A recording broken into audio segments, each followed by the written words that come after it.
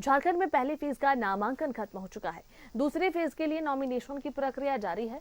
कल सोमवार से इसकी रफ्तार बढ़ेगी। राजनीति दल नेता प्रचार प्रसार में जुट गए हैं। वादों दाव की झड़ी लग रही है। आरोप प्रत्यारोप का दौर भी चल रहा है। पहले फेज में 13 मई को खूंटी, सिंहभूम, लोहरदगा और पलामू में वोटिंग होगी।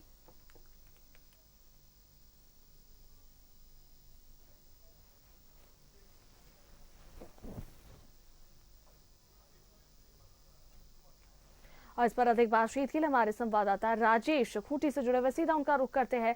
राजेश, देखिए, झारखंड में पहले फेज का जो नामांकन खत्म हो चुका है और दूसरे फेज की प्रक्रिया जो है चल रही है। खूंटी में क्या कुछ माहौल देखने को मिल रहा है?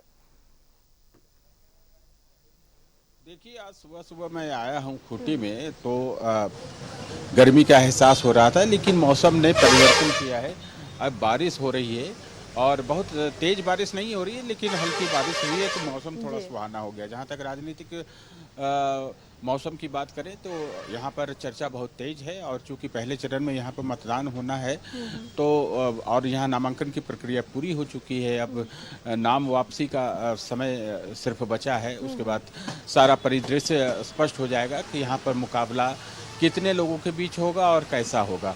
तो सामान्य रूप से आप देखें तो खूंटी लोकसभा क्षेत्र में केंद्रीय मंत्री अर्जुन मुंडा हैं, और यहाँ पर जो कांग्रेस के प्रत्याशी हैं काली चरण सिंह मुंडा, दोनों के बीच कांटे की टक्कर संभव है।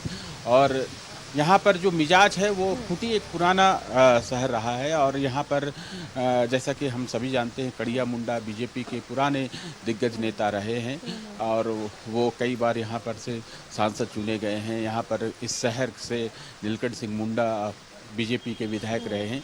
तो चौक चौराहे पर राजनीति चल रही है, राजनीतिक चर्चा हो रही है। लोग मन बना रहे हैं कि किस प्रकार से वोट करना है, किन्हें मतदान करना है, किन्हें आशीर्वाद देना है, क्या उम्मीद के साथ करना है।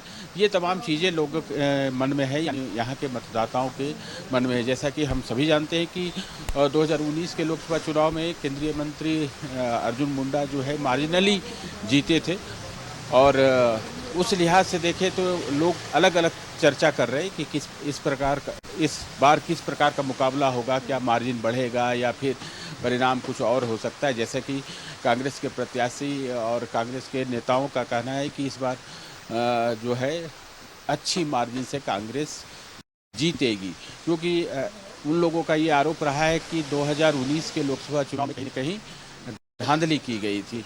तो खैर, ये उनका आरोप रहा है, लेकिन वर्तमान माहौल में आप देखें तो बीजेपी के प्रत्याशी के रूप में केंद्रीय मंत्री अर्जुन मुंडा हैं, और वो पूरी मेहनत कर रहे हैं। क्योंकि लोकसभा का ये जो क्षेत्र है काफ़ी बड़ा क्षेत्र है। आप देखें कि यहाँ से लेके कोल्हान तक की इसकी सीमा छूती है। तो ऐसे में बहुत ही गहनता से चुनाव प्रचार किया जा रहा है। हर दल के लोग प्रचार कर रहे हैं, खासतौर पर जिनके बीच मुख्य मुकाबला है, यानी बीजेपी और कांग्रेस के नेता कार्यकर्ता अपने प्रत्याशी के लिए वोट मांग रहे हैं।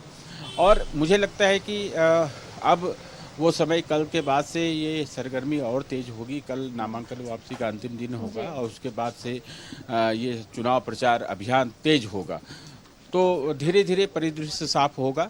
वैसे आप देखें कि बीजेपी कहती रही है कि खूंटी लोकसभा सीट हम जीतेंगे, और अच्छे मार्जिन से इस बार जीतेंगे।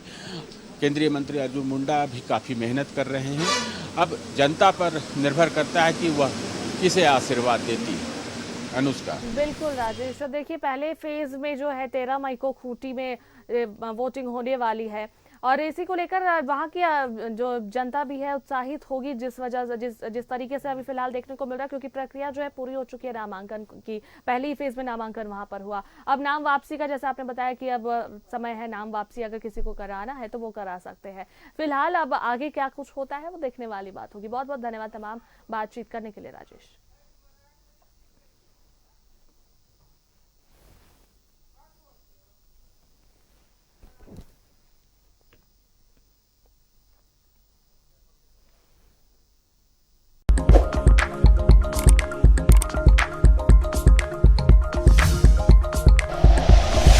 Like and share videos, subscribe करें हमारा चैनल और प्रेस करें बेल आइकॉन।